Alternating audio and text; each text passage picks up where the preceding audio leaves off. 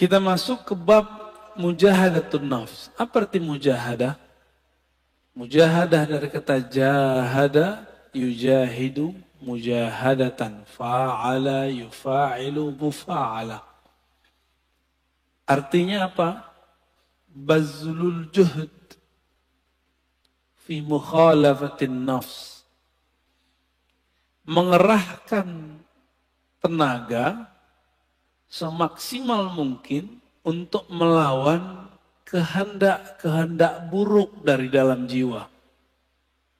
Jam segini enaknya tidur atau ngaji. Menurut badan nih. Tapi batin Bapak maunya ngaji. Maka yang duduk sekarang itu bukanlah nafs yang ammarah. Tapi nafs yang sudah mulai masuk ke gerbang mutmainnah. Baru gerbang Pak, jangan senang dulu. Ya. An-nafs ini, jiwa kita, sebagaimana sudah masyhur disebutkan dalam Al-Quran, ada yang disebut innan nafsa, sesungguhnya jiwa, ada yang apa? Ammarah, bukan amarah. Ammarah. Ammarah bahasa Arab artinya yukthirul amra. Banyak nyuruh-nyuruh kepada apa? Bisu. Dengan yang buruk-buruk. Jam 3 enaknya tahajud atau molor. Molor ya. Itu normal. Normal itu.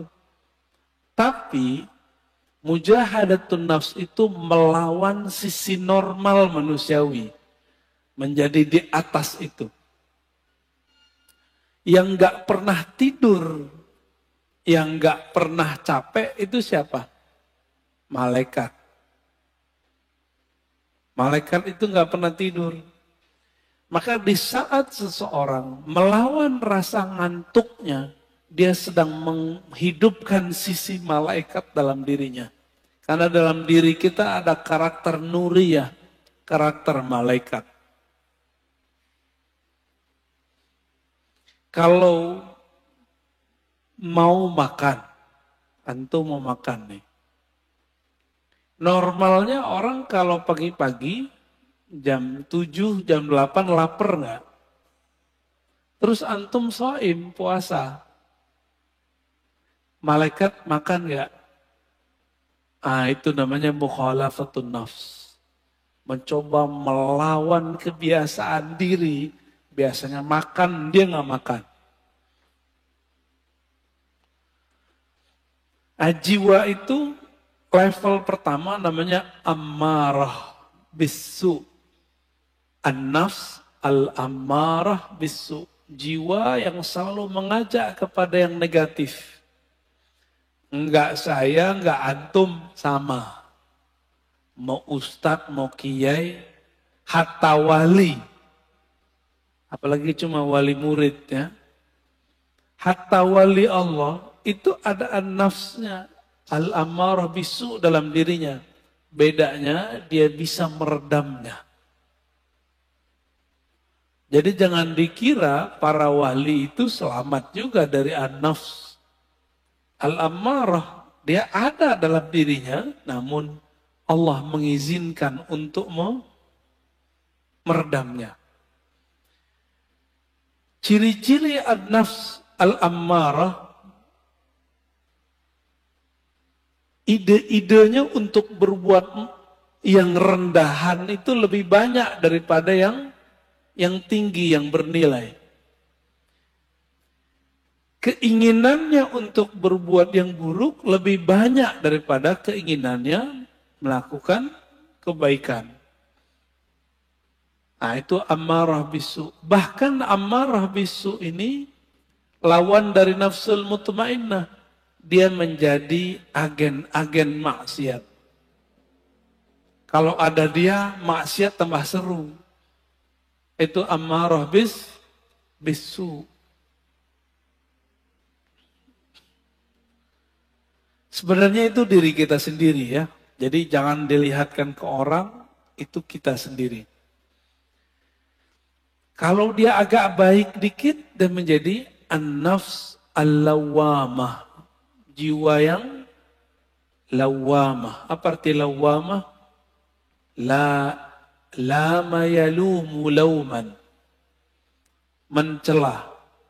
Lawwamah yang banyak mencela dirinya. Menyalahkan dirinya. Coba, antum habis maksiat, nyesel gak? Habis nyesel, nyalahin diri gak? Atau nyalahin orang?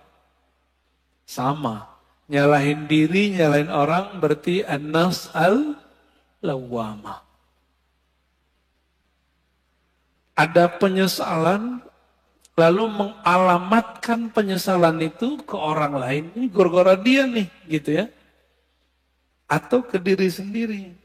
Kalau sudah bisa menyalahkan diri sendiri, berarti sudah lolos dari nafsul ammarah, masuk ke nafsul lawwamah.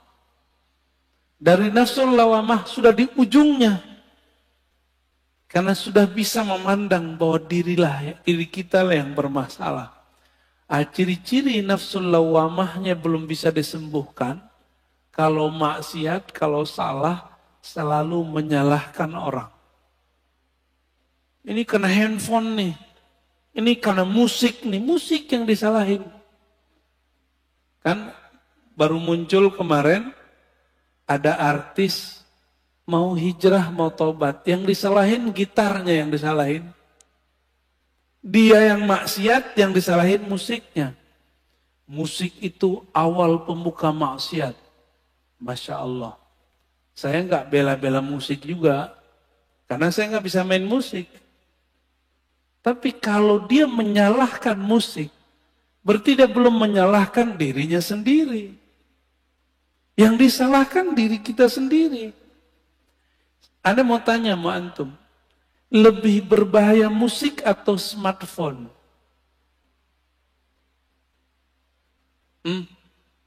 Penyebab maksiat. Lebih banyak maksiat yang ada di smartphone yang antum pegang itu atau musik? Cuma karena dia kena musik, banyak lawan jenis yang suka sama dia, lalu dia tergoda, yang dia salahkan musiknya. Ada kok orang main musik gak tergoda, malah gak laku-laku juga ada. Jadi gagal karena belajar tazkiyatun nafsnya tidak benar. Belajar tazkiyatun nafsnya ala hawa nafsu yang baru. Jadi belajar tasawufnya tidak dengan cara ulama ahli tasawuf. Tapi dengan cara ulama yang mengharamkan tasawuf. Akhirnya begitu jadinya.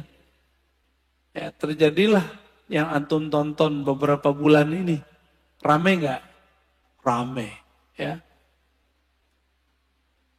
Berarti ada yang masalah dalam dirinya, ada masalah dalam gurunya. Karena tidak bisa mengarahkan. Jika engkau ingin menyalahkan orang, salahkan diri sendiri. Kita kalau maksiat nggak usah salahkan orang. Kita yang masalah. Baik. Nafs berikut apa? Udah lawamah naik ke mulhamah. Fa'alhamaha fujuraha wa taqwaha. Setelah Allah menyempurnakan jiwa, maka Allah mengilhamkan kepada jiwa bahwa di dalam dirimu hai jiwa ada fujur dan takwa. Ini banyak yang salah terjemah ayat, dikira Allah lah yang membisikkan kepada jiwa keburukan dan kebaikan. Bukan. Coba perhatikan ayatnya. Fa'alhamaha fujuraha. Lalu Allah mengilhamkan, memberitahukan kepada jiwa sifat buruknya ini loh. Dan takwaha, sifat baik kamu ini. Bukan terjemahannya, Allah lalu membisikkan supaya dia berbuat baik atau berbuat buruk. Nah begitu. Ya. Ini ada fi di dalamnya. Fa'alhamaha fujuraha wa taqwaha.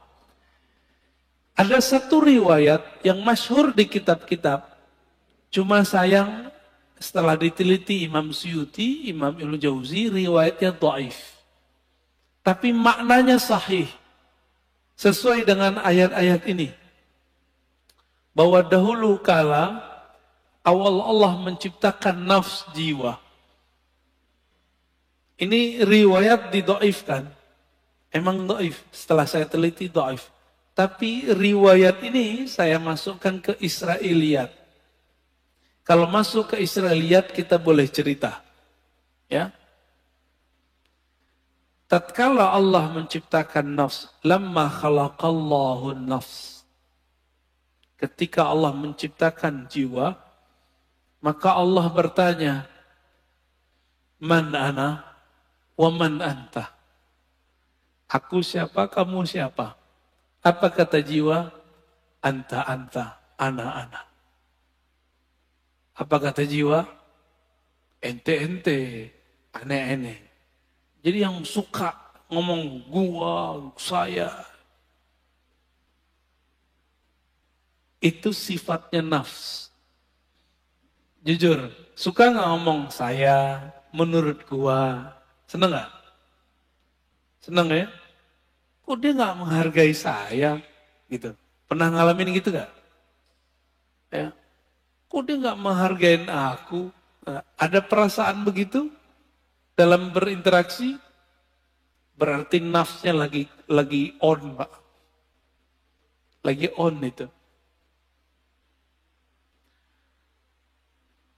Ditanya lagi, man anta? Wa man ana? Siapa kamu? Siapa aku? Sama jawabannya. Aku, engkau. Makanya sifat egois, itu sifatnya nafs, bawaan nafs. Jadi nafs ini, itu dulu pernah Allah Subhanahu wa Ta'ala celupkan kepada bi'iruz zulumat, ke dalam kegelapan syahwat. Masing-masing kita punya, Pak. Walaupun soleh ini kayaknya, berjenggot, berkopiah, bergamis, bersarung. Nafsu kita sama-sama jelek. Mau saya, mau antum sama. Ya, jadi nggak usah putus asa ya. Biasa aja. Siapa tahu antum lebih mulia dari aneh. Gitu, dalam nafs. Tapi kalau udah merasa mulia, berarti nafsnya udah rusak. Nafsnya udah rusak. Baik. Lalu Allah buatlah nafs itu lapar. Dibuat lapar itu nafs. Sekian ribu tahun dia lapar. Lalu Allah bertanya lagi, Ayyatuhan nafs, man ana wa man anta? Saya siapa? Engkau siapa? Kata Allah. Barulah nafs itu merasa butuh. Apa kata nafs? Ya Rabb, anta Rabbi. Engkau adalah Rabbku, Tuhanku. Sedangkan aku adalah hambamu. Inilah asal muasal daripada tazkiyatun nafs. Mujahadatun nafs. Jadi nafs ini hanya bisa dikekang dengan satu hal. Lapar. Gak bisa lebih, gak bisa kurang. Gak bisa lebih dari itu, gak bisa kurang juga dari itu. Dibikin lapar dia. Jadi kalau antum merasa bahwa kok susah ngelola diri ini, puasa.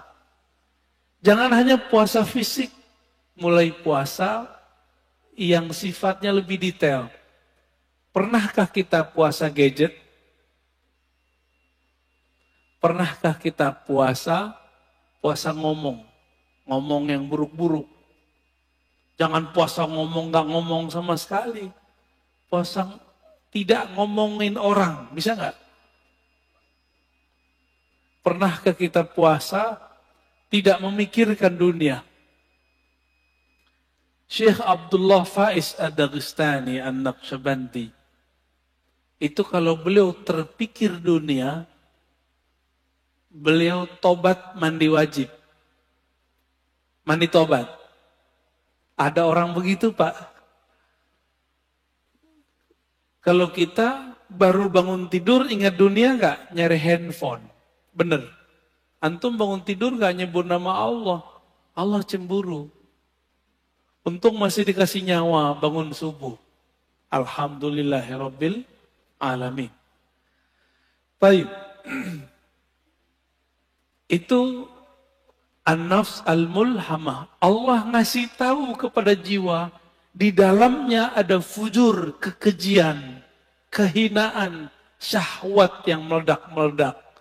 Dan juga ada taqwaha, ada nilai baiknya. Maka sampai nanti, sampai kita mati, ini gak akan selesai. Walaupun sudah naik jadi nafsu mutmainnah. Maka jangan pernah merasa aman dari diri kita. Saya nggak pernah merasa diri saya aman.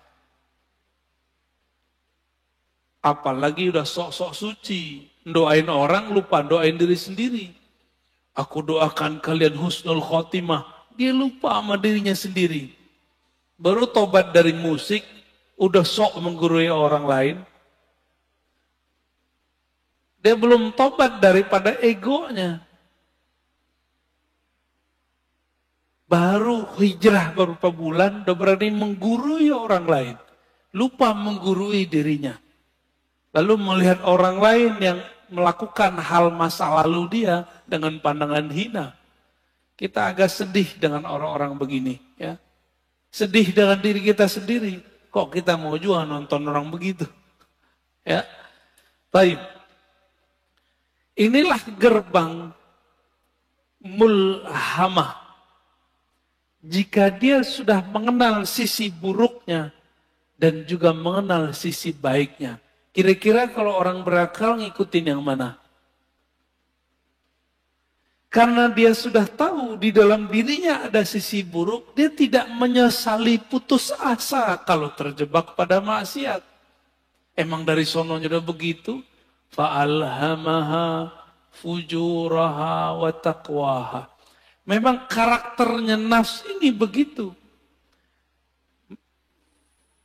Dia mengikuti yang rendah-rendah, fujur. Ada yang halal, maunya yang haram. Emang begitu kita. Maka, Bapak Saudara makan Allah, kalau kita sudah tahu, coba lihat filosofinya. Kenapa Allah tidak pertama kali mengatakan fa'alhamaha taqwaha wa fujuraha. Tapi yang dimulai apa? Fujur dulu baru taqwa. Walaupun secara bahasa Arab wow itu artinya setara, tapi secara makna apa kata Imam Syafi'i? Ibda bima bada'ahu Allah. Imam Syafi'i itu kalau ketemu ayat susunan, maka beliau mengatakan mulailah memperhatikan dari mana Allah memulai. Itulah rahasianya. Bahwa orang itu pasti muncul dulu fujurnya, kekejiannya. Jangan-jangan saya lebih keji daripada antum kan? Kan nggak tahu juga. Jangan-jangan yang berbicara ini lebih hina daripada yang mendengarkan. Tapi jangan putus asa. Allah itu ngasih tahu bahwa diri kita hina. Kalau kita terjebak, jangan putus asa. Kita punya sisi yang takwa. Disebut tobat. Gitu. Maka orang-orang yang bertobat dari masa lalunya. Dengan menyalahkan dirinya sendiri, tidak menyalahkan orang lain. Lalu mentazkiyah dirinya, membersihkan dirinya. Baru kemudian membicarakan yang lain. orang ini sudah mulai naik ke makom berikutnya. An-nafs al-mutmainnah. Jiwa yang tenang. Lalu bagaimana cara supaya jiwa itu bisa dibersihkan? Maka kita katakan, mujahadah itu nama sekolahnya. Kurikulumnya namanya tazkiyatun nafs. Bisa bedain. Tasawuf itu nama kampungnya. Jadi tidak ada namanya tazkiyatun nafs kalau tidak bertasawuf. Nggak akan ada, Pak. Oh, ini sudah ada sebelum tasawuf. Iya, tapi itu spiritnya tasawuf. Tazkiyatun nafs itulah yang disebut dengan taubah. Tazkiyatun nafs itu disebut dengan taubat. Dimulai dengan tazkiyah nafs itu dengan cara puasa, tobat, ya, tobat dari dosa. Jadi kalau kita turunkan tasawuf, mujahadatun nafs, apalagi tazkiyatun nafs, begitu modelnya. Jadi kalau ada orang mengajak kajian tazkiyatun nafs, tapi tidak memulai dengan tasawuf, gimana kurikulumnya? Pasti ada halalnya, pasti ada kelemahan-kelemahannya. Kayak gitu modelnya. Ya, karena nggak tahu petanya tadi, dimulai dari jiwa yang 4. Ammarah, lawamah, mulhamah, baru masuk mutmainnah. 4 aja udah cukup dulu sebelum yang 3 yang lain. Jadi taubat itu bukan saja dengan cara mencela maksiat kita. Taubat itu dengan cara tazkiyah, itu pertama.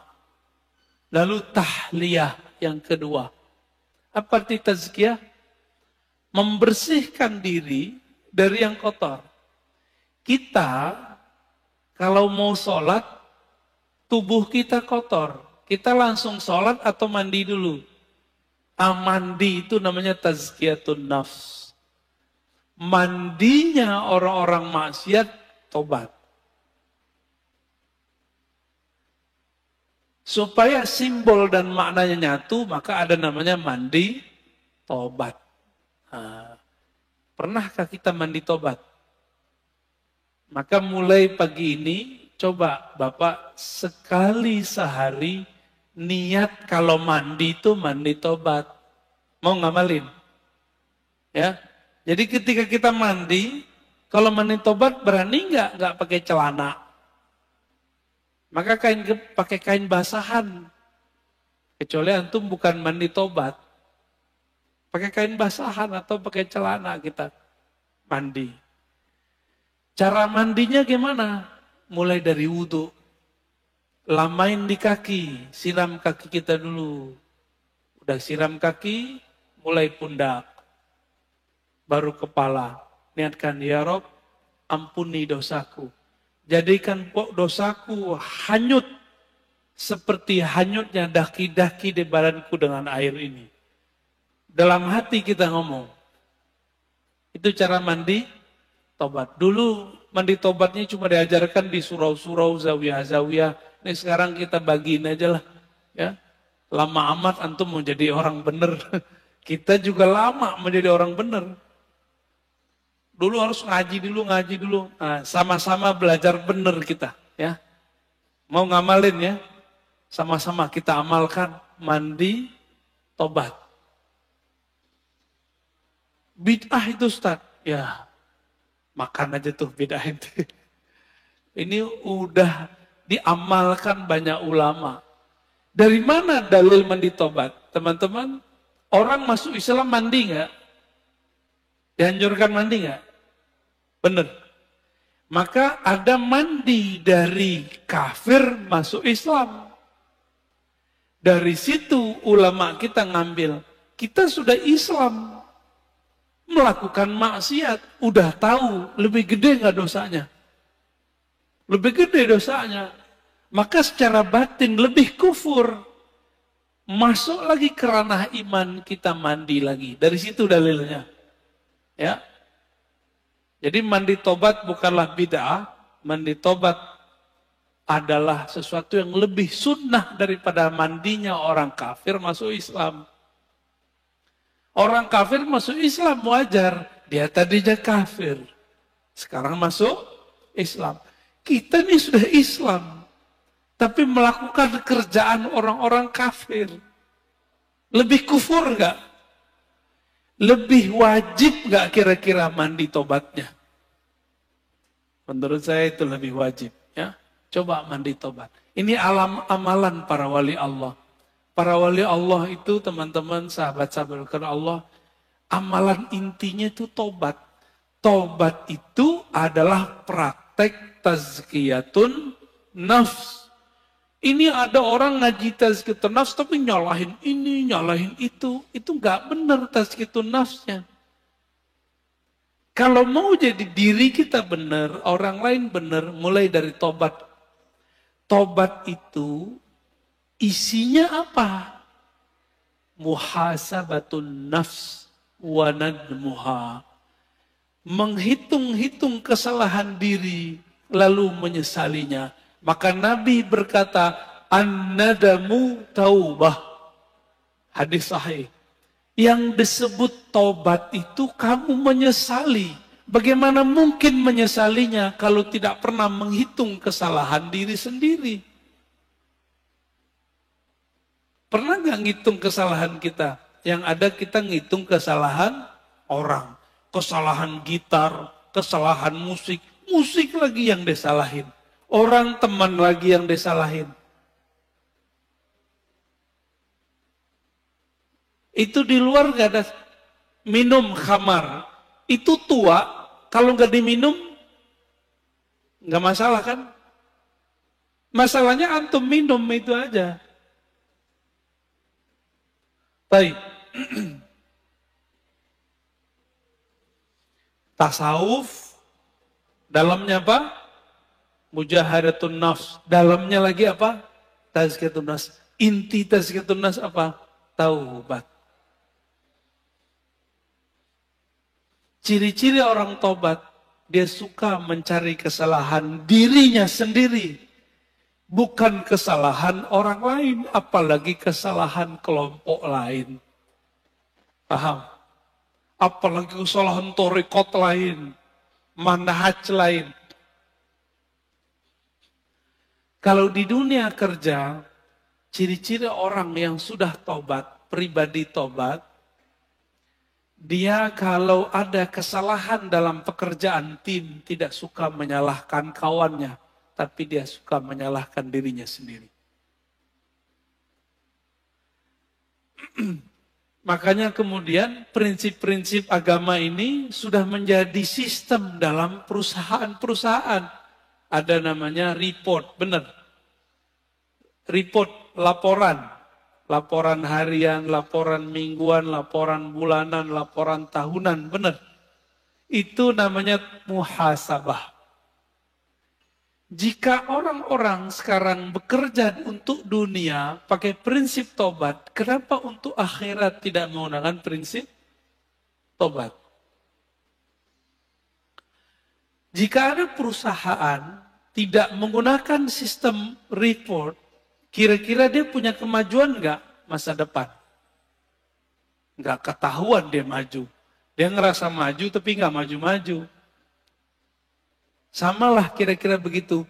Jika seorang jiwa, suatu kelompok sibuknya dengan kesalahan orang, tidak sibuk dengan kesalahan diri sendiri, spiritualnya nggak naik-naik. Ya, jumlah orangnya bisa tambah banyak, tapi jiwa mereka tidak berkualitas. Di dalam Al-Quran, Allah berfirman, wajahidu fillahi haqqa jihadih. Dan berjihadlah, bermujahadalah. Ya. Jahidu artinya bermujahadahlah. Fillah. Jadi ada dua. Jihad itu fi sabilillah. Sedangkan mujahadah fillah. Bisa bedain? Jihad di jalan Allah. Kita sedang memperjuangkan agama Allah. Itu jihad fi sabilillah. Tapi kalau kita sedang melawan diri sendiri, itu namanya jihad fillah. Jihad mengalahkan diri, memenangkan Allah. Itu namanya surat Surat Al-Hajj ayat 78. Ini dalilnya kita. Kalau orang bertanya dalil, apa dalil mujahadatun nafs? Ini dia.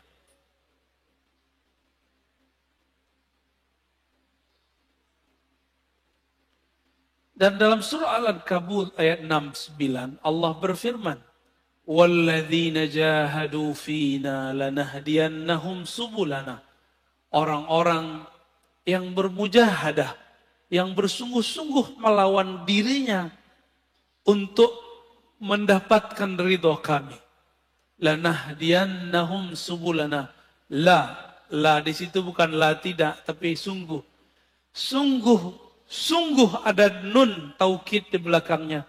Sungguh aku akan bukakan jalanku, akan tunjukkan subulana.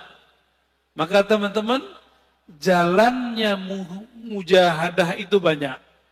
Kalimatnya di sini subul. Apa arti subul? Jamak dari sabil. Subul, sabil artinya tariqah. Subul sama dengan turuk, artinya jalan-jalan. Banyak jalan. Berarti jalan untuk memperbaiki diri itu lebih dari satu. Tidak hanya satu tariqah. Bisa banyak tariqah. Tidak hanya satu manhaj, tapi banyak manhaj. Adapun ayat yang mengatakan la tattabi'us subul, jangan ikuti jalan-jalan, itu maksudnya jalan kemusyrikan. Adapun kalau sudah masuk ke dalam Islam, di situ banyak metodologi. Ini dia. Jadi kenapa thariqah itu banyak? Beda sahabat, beda thariqah. Sayyidina Umar itu kalau beliau salah, puasa 40 hari, tidak tidur 40 malam. Ada yang kuat thariqatnya Umar? Ada yang kuat thariqat Umar? Bid'ah enggak? Pernahkah Nabi mengajarkan kepada Umar, "Hai Umar, puasalah kamu 40 hari, janganlah tidur 40 malam." Ada enggak dalilnya? Pernah enggak Nabi ngomong? Enggak, Umar dapat 2 ayat ini langsung dipakai. Maka Umar itulah dalilnya. Dan itu ada di Sahih Bukhari. Jadi 40 mujahadah, 40 khalwat, puasa siang hari, tidak tidur malam hari, bukan berarti itu over, bukan. Itu thariqahnya sahabat. Ini kita baru zikir 5.000 udah disebut riya. Ya.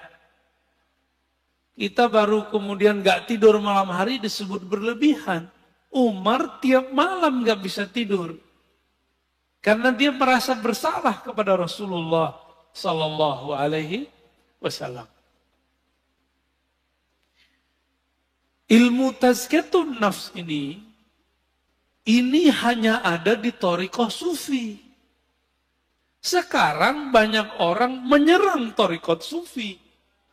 Kira-kira bisa benar gak dirinya? Gak bisa benar, Pak. Kita mau tazkiyatun nafs, tapi orang ahli tazkiyatun nafs kita serang. Bisa benar gak kita? Gak bisa benar. Ya. Tasawuf itu ada menyimpang. Kan kita udah jelaskan dari awal. Tidak hanya di kalangan sufi, di kalangan ahli fikih aja ada penyimpangan. Di kalangan ahli hadis aja ada penyimpangan. Apalagi di kalangan sufi. Lalu gimana supaya tidak menyimpang? Maka ilmu itu mesti bersanad kepada ahlinya. Selesai masalah sebenarnya. Bolak-balik situ aja Pak. Ya.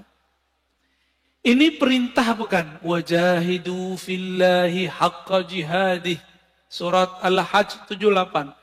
Bermujahadahlah kamu melawan dirimu untuk menemukan Allah. Dengan haqqa jihadih. Dengan perjuangan yang sebenar-benarnya. Ini wajib bukan? Ini bukan sunat, Pak. Maka bertasawuf itu wajib atau sunat? Tidak ada tasawuf tanpa mujahadah. Tidak ada mujahadah tanpa tazkiyatun nafs. Itu namanya tasawuf. Berarti tasawuf wajib atau bukan? Wajib gak? Jadi jangan ngomong lagi tasawuf itu sunat. Bertasawuf itu wajib. Dalilnya ini ayatnya. Ma la yutimmul wajib illa bihi fahuwa wajib. Sesuatu kewajiban ya nggak bisa kita capai kecuali dengan satu metode atau sekian metode. Maka metode ini wajib ditempuh, wajib dipilih. Ini yang disebut dengan subulana, jalan-jalan kami. Ya, sudah mulai paham? Tapi biasa, mungkinkah Allah membiarkan jalan suci ini aman? Gak mungkin. Maka Allah titipkanlah ya, ujian bagi orang-orang yang sedang bermujahadah di jalan tasawuf. Supaya mereka meragukan tasawuf. Ragunya lewat ustadz juga. Karena ustadznya ngomong pakai dalil juga. Bahwa tasawuf itu bid'ah. Tasawuf itu dari Buddha. Tasawuf itu dari Brahmana. Tasawuf itu dari Kristen. Yang ngomong begitu kan orientalis. Giliran orientalis ngomong, ente percaya. Giliran kita yang muslim ngomong, ente nggak percaya. Yang paling lucu, musim maulid ini mau maulid. Ya? Benar mau maulid. Yang bilang maulid pertama kali dibuat orang Syiah kan orang Syiah. Salafi mengkafirkan Syiah. Tapi giliran informasi tentang maulid, ini mereka ambil. Mereka percaya kepada orang kafir bahwa maulid ini dari Syiah. Padahal kita Ahlus Sunnah itu juga punya data sendiri. Bahwa maulid itu bukan dari Syiah. Bukan dari Yesus. Ini yang paling lucu. Selevel Syekh Soleh Fauzan, Imam Salafi sekarang di Saudi, itu menganggap maulid Nabi itu sama dengan memperingati kelahiran Yesus. Nyambung nggak? Ada nggak antum yang memahami maulid Rasul Sallallahu Alaihi Wasallam itu sama dengan kelahiran Tuhan? Ada nggak? Nggak ada kita yang begitu. Itu ilmu namanya ilmu su'uzon. Jadi manhaj mereka itu kita ganti istilahnya. Manhaj su'uzoniyah. Ya. Bukan manhaj salafiyah. Su'uzon tiap tahun dijawab, nggak aja puas. Tahun lalu kita udah bales. Ini mau mulai lagi nih. Siap-siap ntar ya, bulan maulid. Ini so far Ustaz ya. Oh bulan maulid terame lagi. Jangan antum kira kita jawab sekarang, nanti mereka adem lagi enggak. Tahun depan lebih gawat lagi. Tahun berikutnya lebih gawat lagi. Apa kata Syekh Soleh Fauzan? Aneh masih mending bilang dia Syekh ya. Mereka udah nggak bilang kita Ustadz, Buya, Kiai. Nggak masalah. Kita nggak mau dianggap sama mereka. Kita mau dinilai oleh Allah Subhanahu wa Ta'ala. Apa kata dia? Ini tasyabbuh dengan orang-orang Masihi, orang Kristiani. Kalau tasyabbuh menyerupai orang Kristen itu dalam akidah kita kan kafir. Kafir dong pelaku maulid. Maka kalau baca ayat Qul ya ayyuhal kafirun, itu isinya orang-orang maulid ya. Nauzubillah min dzalik. Membawa ayat suka-suka. Dan kebetulan, kebenaran, pelaku maulid kebanyakan orang-orang tarekat sufi. Orang Betawi itu dulu gurunya sufi Pak. Makanya di kampung-kampung Betawi, nggak ada namanya bulan 1000 bulan maulid sama Ramadan 2 aja. Tiap bulan ada maulid, benar nggak? Tiap bulan ada perjanjian, tiap bulan ada dibaan, tiap bulan baca syaraful anam. Karena setiap hari Senin mereka mengingat ada kelahiran Nabi Sallallahu Alaihi Wasallam. Dianggap itu Syiah. Ya. Allahumma sholli ala Muhammad.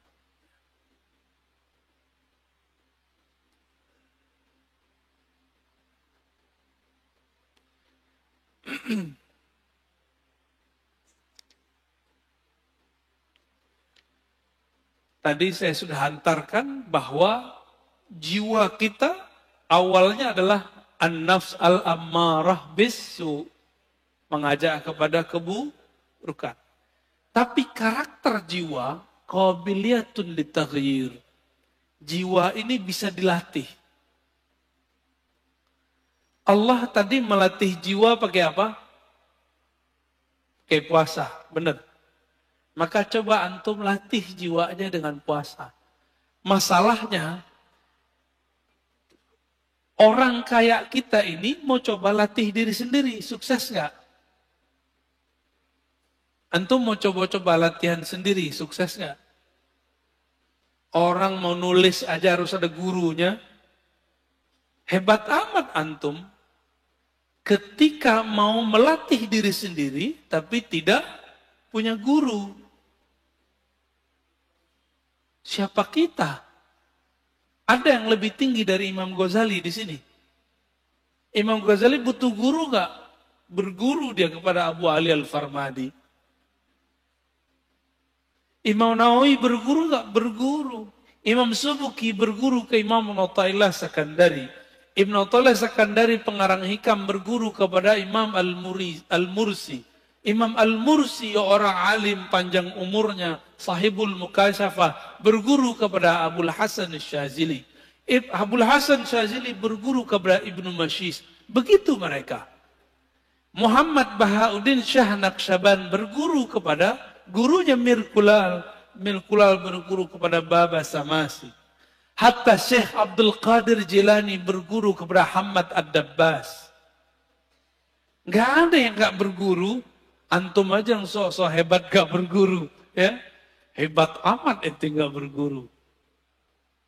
Buat torikot sendiri ya. Ya, buat manjat sendiri ya silakan. Man la syaikha lahu la yuflih abadan. Siapa yang tidak berguru tidak akan pernah sukses selamanya. Siapa yang belajar bahasa Inggris nggak berguru nggak akan sukses berbahasa Inggris. Siapa yang tidak berguru untuk bahasa langit, dia tidak akan bisa berbicara dengan bahasa langit. Itu bahasanya ya. Horornya kira-kira begitu. Malaikat itu kan makhluk langit. Jika karakter mereka mau kita pinjam, maka ini bahasa-bahasa mereka kita harus pahami. Bahasanya bukan bahasa mulut. Ya. Maka wajib seseorang itu berguru bertarekat ketika mau tazkiyatun nafs. Nggak bisa pengajian kita begini Bapak. Ini cukup untuk keilmuannya. Setelah diilmui baru masuk kepada prakteknya.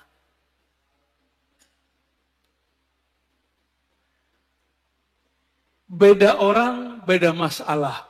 Ada sahabat Nabi datang mengatakan, "Ausini ya Rasulullah." Wahai Rasulullah, tolong ajarkan aku. Apa kata Nabi? La taghdab, jangan marah. Wahai Rasulullah, aku pengen yang lebih. Apa kata Nabi? Jangan marah. Sampai 3 kali. Falakal jannah, pasti masuk surga. Datang orang lain, bertanya, wahai Rasulullah, apa amalan terbaik? Nabi menjawab, it'amut ta'am, kamu memberi makan. Datang orang yang lain, wahai Rasulullah, apa aman paling tinggi? Nabi mengatakan, al-imanu billah, percaya kepada Allah. Berarti beda orang, beda cara. Inilah dalil kenapa thariqah itu banyak. Paham? Ustadz saya pusing, kenapa di sono ada Tijaniyah, di sono ada Idrisiyah, di sono ada Naqsyabandiyah, di di sana ada Samaniyah, di sana ada Syadziliyah, di sana ada Qadiriyah. Kenapa? Memang dari nabinya sudah begitu.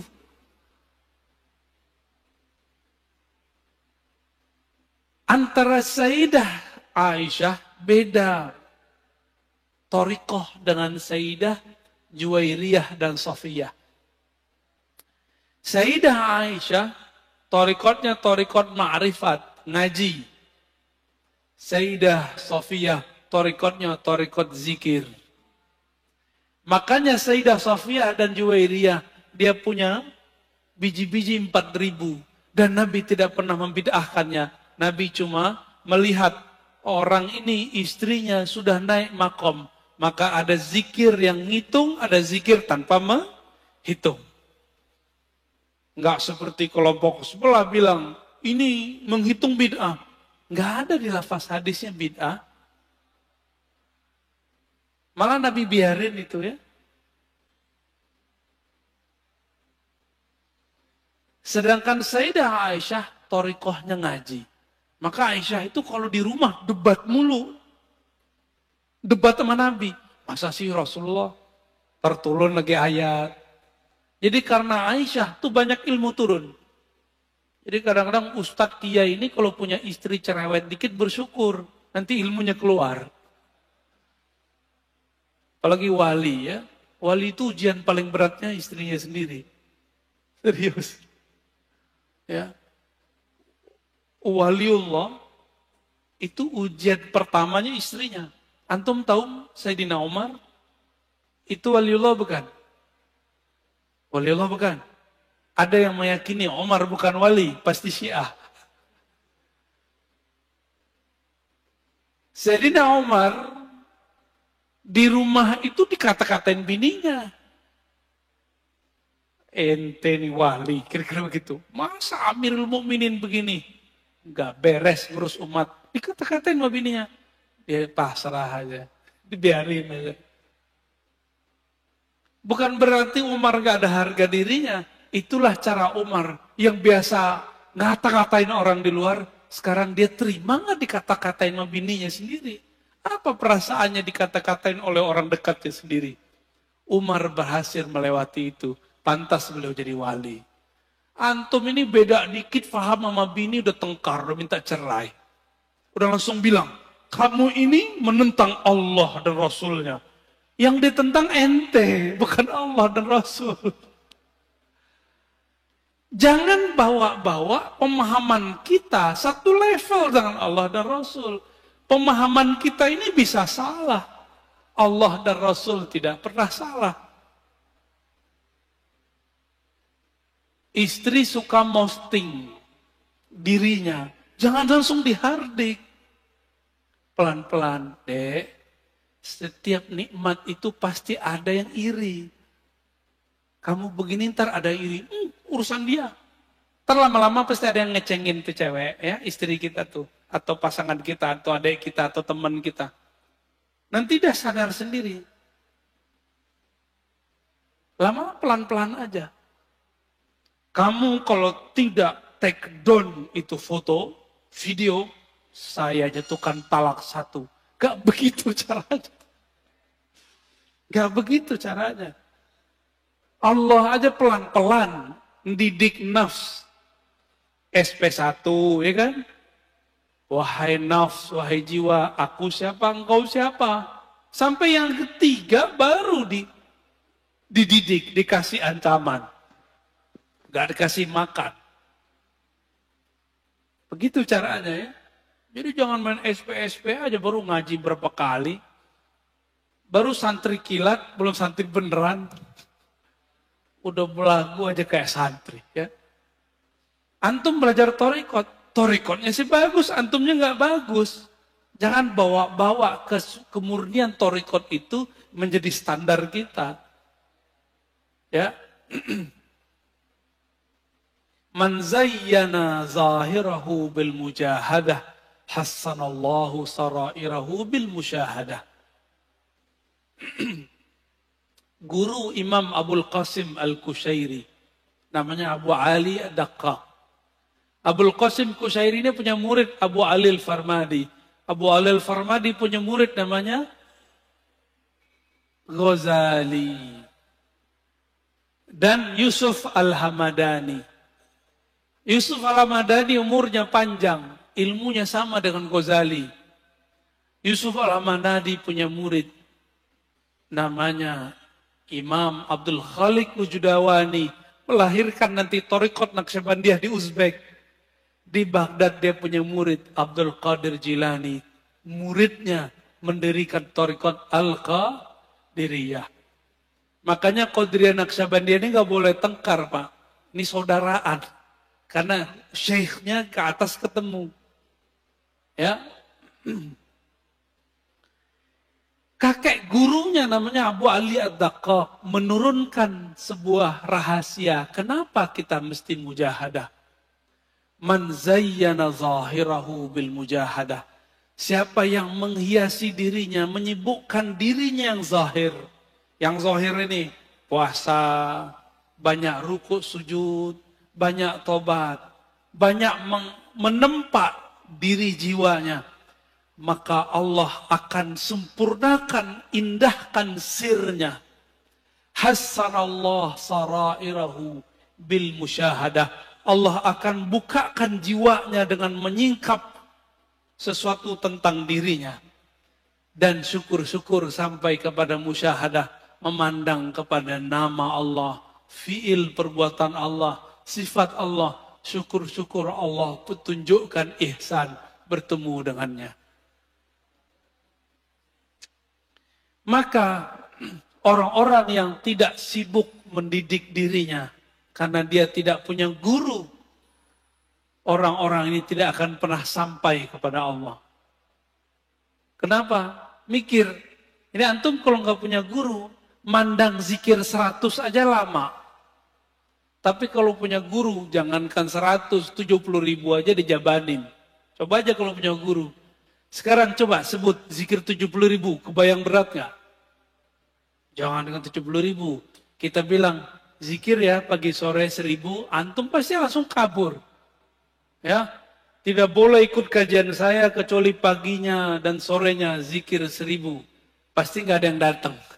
Atau doang. Ya.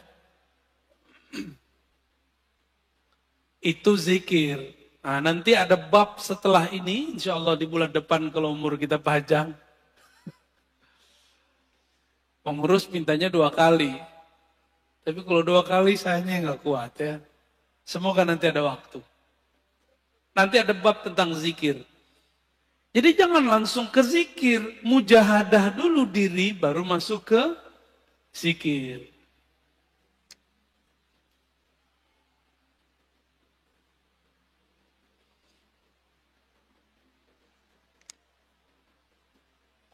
Semua ulama ahlullah sepakat.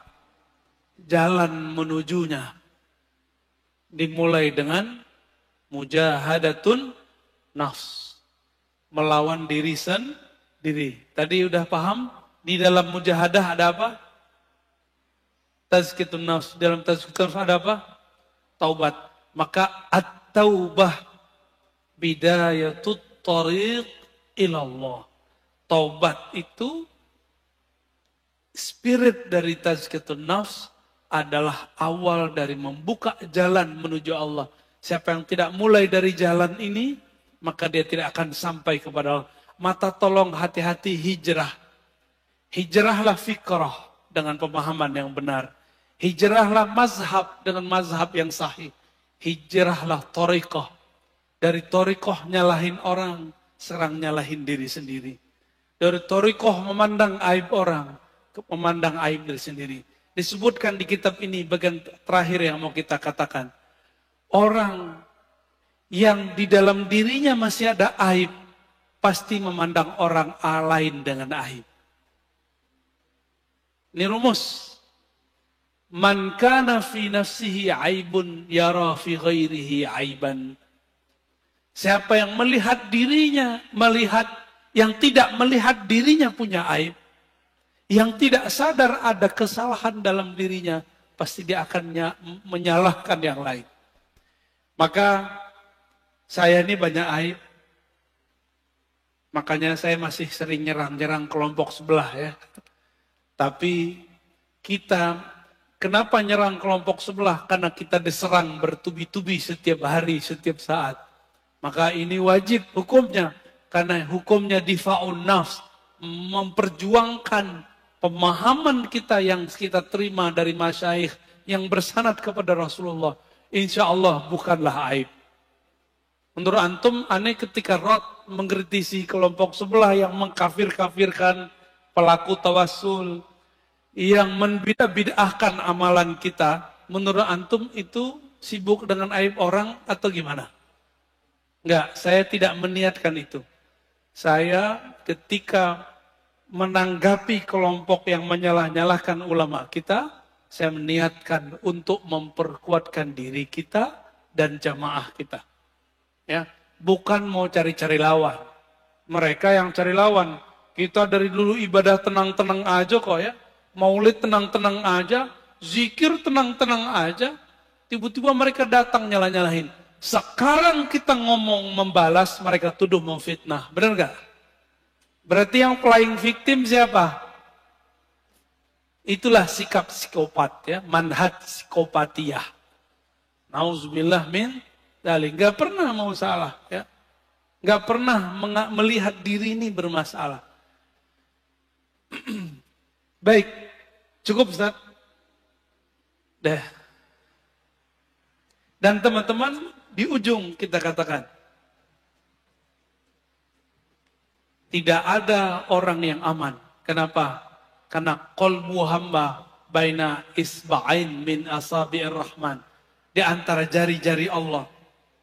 Kalau ini jari, kan bebas-bebas mau diapa-apain. Maka jangan pernah merasa sok suci. Ya. Setiap hari antum harus menuduh diri sendiri, bukan menuduh orang lain.